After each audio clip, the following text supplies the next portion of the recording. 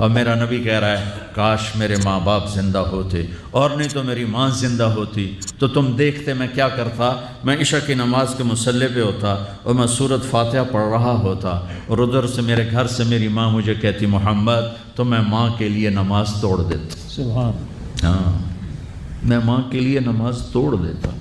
اور میرے نبی سے پوچھا گیا یا رسول اللہ قیامت کب آئے گی؟ یہ بچیاں غور سے سنیں، سارے سنو پر یہ خاص طور سے سنیں۔ آپ نے کہا اللہ کو پتہ ہے۔ کہ یا رسول اللہ کوئی نشانی بتا دیں۔ تو آپ نے کہا جب بیٹیاں بھی ماؤں کو ذلیل کریں گی تو قیامت آئے گی۔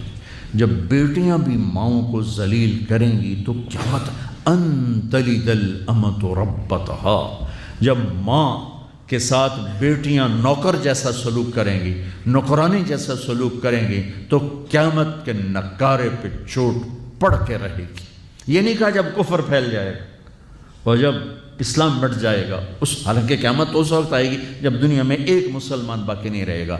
یہ واقعہ کی سنگینی کو بتانے کے لیے فرمایا جب ماؤں کو ذلیل کیا جائے گا قیامت آ جائے گی۔ میرے نبی نے فرمایا عمر تیرے دور میں ایک شخص آئے گا اویس، اس کا قبیلہ ہوگا مراد، آگے سب کاسٹ ہوگی قرن، اویس بن عامر، اسے دعا کروانا، وہ کالے رنگ کا ہوگا، چھوٹے قد کا ہوگا، اور اس سے دعا کروانا، دعا تو بھی کروانا، علی تو بھی کروانا، علی اور عمر اویس ان کے لیے دعا کریں۔ انہوں نے پوچھا کیوں؟ کہ اس نے ماں کی خدمت کر کے اللہ کو اتنا راضی کر دیا ہے، جب وہ ہاتھ اٹھاتا اللہ خالی نہیں لوٹاتا۔ اللہ کی قسم عمر و علی کو اویس کی دعا کی ضرورت نہیں تھی، امت کو پیغام دینا تھا کہ مائیں ذلیل ہو رہی ہیں آج، اور باپ جوان اولاد سے چھپتے پھر رہے ہیں، تو میرے رب میرے نبی نے یہ آگے پیغام دینا تھا کہ نبی ہو کر رسول ہو کر کہہ رہے ہیں کاش ماں ہوتی تو میں اس کے لیے نماز توڑ دیتا۔ ابو حنیفہ جیسی ہستی جن کے کروڑوں فالوور آج ہیں، ان کی ماں کہتی نعمان یہ مسئلہ ہے جا کے عبد الرحمن سے پوچھ کے آ۔